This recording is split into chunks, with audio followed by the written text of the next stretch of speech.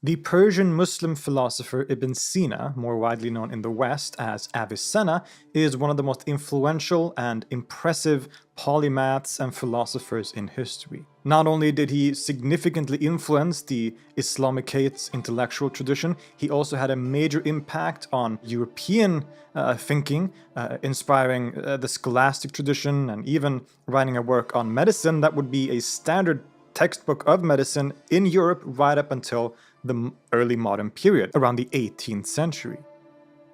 But another thing that Ibn Sina is mostly famous for is providing one of the most celebrated and perhaps impressive arguments or proofs for the existence of God in all of history. This is known as the proof of the truthful, and it is an argument that is based primarily on the concepts of contingency and necessity. To Ibn Sina, God is defined as the necessary existent, in Arabic al-wajib al-wujud. And what this means will become clear as we go down the logical journey of this argument. So when you look around in the world, everything that you see is essentially contingent. And what does this mean? To be contingent is to be dependent on or conditioned by something else.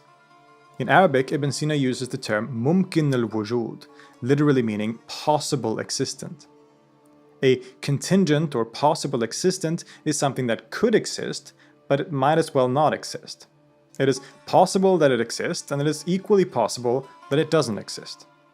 And it is contingent, that is, it is conditioned or dependent on something else for its existence, which in this case would be its cause. Now, there are also impossible existents to Ibn Sina, such as a round square, for instance, which can't exist because you can't even imagine such a thing. This would be a complete category error, but we don't have to think about these impossible existents anymore. That's not relevant to the argument. Now, on the other hand, there could possibly be a necessary existent, something that has to exist, that by itself, by its own nature, has to exist without being dependent on anything else for its existence, not being caused by something else. In any case, it seems that at least most things in the world are contingent and caused. And when I say caused, that does not simply mean that, for example, I exist because my parents decided to have a baby, or that the table exists because someone decided to make it. This is also true, but with contingents and cause, Ibn Sina means something more profound. I only exist because the parts that make me up exist, and in this particular configuration. I only exist because the air that I breathe exists and gives me life, because of the just right amount of heat on Earth so that I don't freeze to death or burn to death. And every part of me that makes me what I am is also in turn contingent, being dependent on and caused by its own parts and conditions. None of these things that we think of, and it's a thing and then the thing that causes that thing and then that thing, none of these things necessarily exist in themselves. There's nothing about their nature or essence that tells us that they have to exist. Quote, "That to which possibility belongs in essence does not come into existence by its essence, for inasmuch as it is possible, existence by its essence is not more appropriate than non-existence. Thus, if its existence or non-existence becomes more appropriate than the other, that is because of the presence or absence of a certain thing, respectively. It follows that the existence of every possible thing is from another." So all contingent things are contingent, right? They're all dependent and conditioned by something else, they're all caused by something else. So that begs the question, are all things contingent? Or is it possible that there is a necessary existent?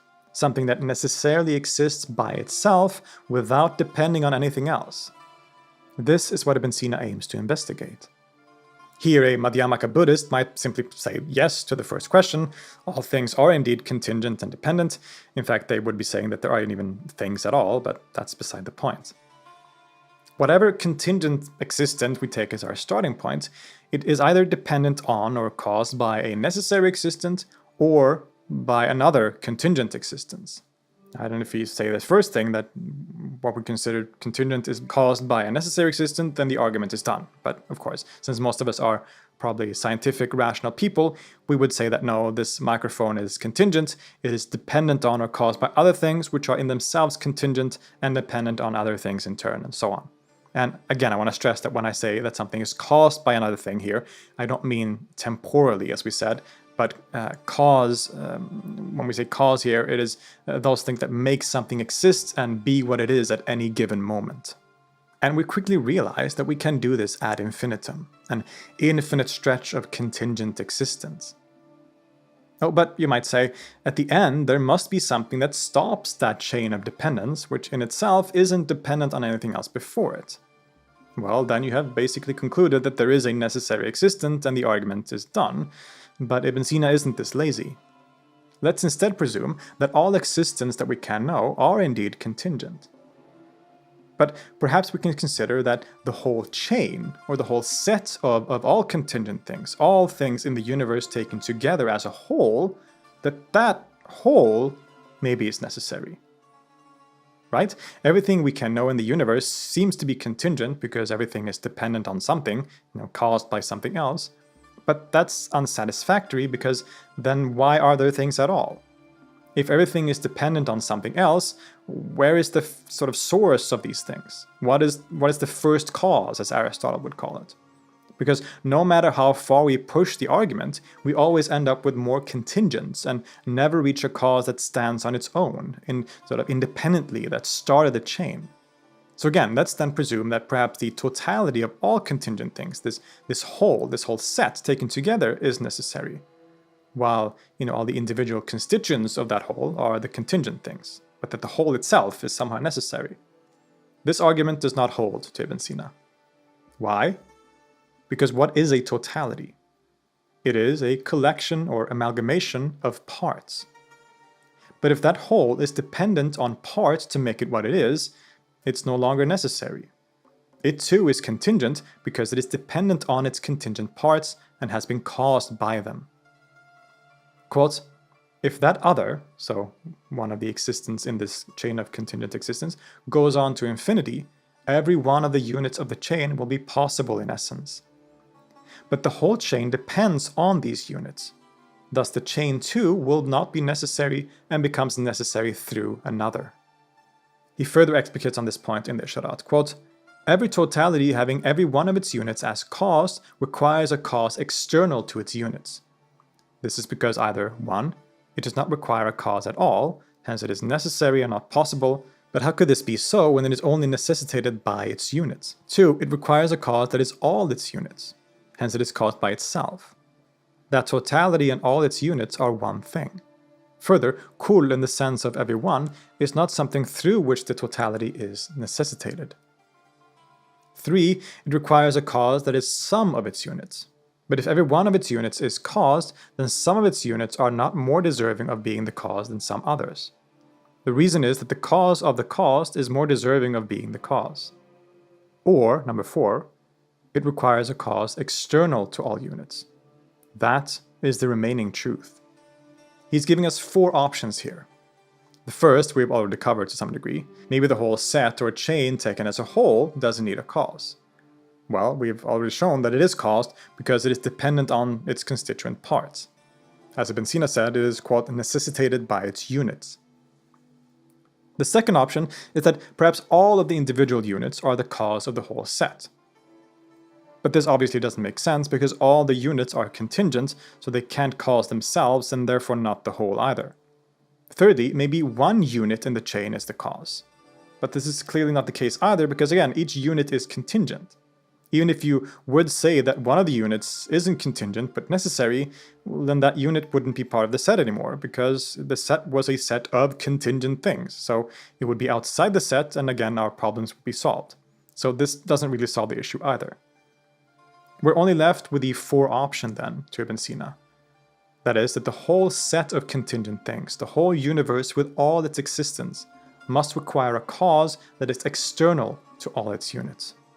Quote, every totality organized of causes and effects consecutively, including a non-caused cause, has this uncaused cause as an extremity, for if the cause were an intermediate, it would be caused. So we have reached a kind of inevitable conclusion based on the logical experiment that Ibn Sina is taking us on. There must be a necessary existence that is external to the set of all contingent or possible existence. something that per definition has to exist and couldn't possibly not exist.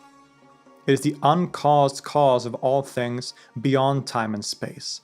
And this necessary existent, the al-wajib al-wujud, is God. Quote, "It has become clear that every chain organized of causes and effects, be it finite or infinite, is in need of a cause external to it if it does not include anything save effects. It is necessary that this external cause be linked to it as an extremity. It has also become clear that if this chain includes an uncaused thing, then this thing is an extremity and a limit. Therefore, every chain terminates in that whose existence is necessary in itself." But this also makes certain things to be required for this necessary existent. It has to be beyond time and space, as we said, otherwise it would be bound by those things and thus contingent.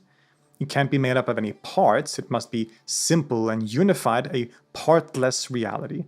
Because like we said, if it was made up of parts, it would be dependent on those parts, thus caused by those parts, and suddenly it wouldn't be a necessary existent anymore.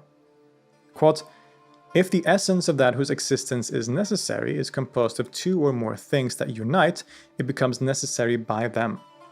One of these things or every one of them will be prior to it and a constituent of it. Therefore, that whose existence is necessary is indivisible, whether in concept or in quantity. For the same reason, the necessary existent must be immaterial, incorporeal, so as to not be dependent on a body. It's also unlike anything in the world, not sharing in the quiddity or whatness of anything else in terms of genus or species. Remember that we said that the quiddity or essence of God is simply existence.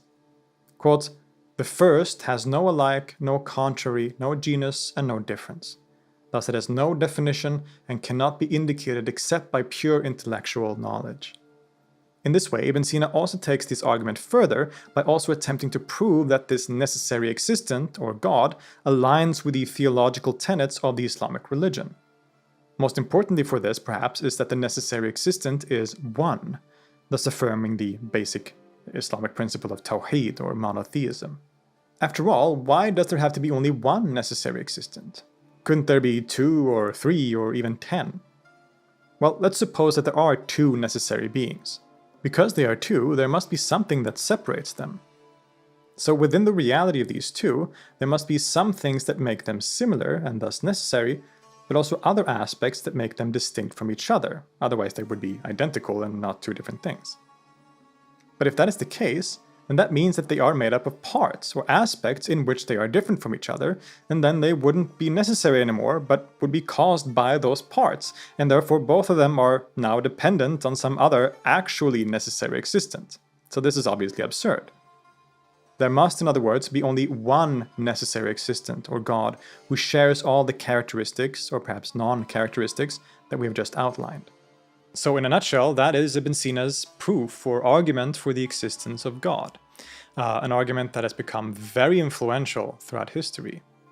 Now, if you want a more proper rundown of this argument, you should definitely check out Dr. Khalil Andani's channel called Thinking Islam, where he presents this argument. He has a video dedicated to this argument with visuals and graphs that really help explain it in an even better way. So he breaks it down in a more detailed and I think in a better way than I do in that video. So go check that out if you're interested. Thus, Ibn Sina believes that he has proven that there is a necessary existent, and that that necessary existent necessarily has certain features and qualities that align with the Islamic conception of God. And I will see you next time.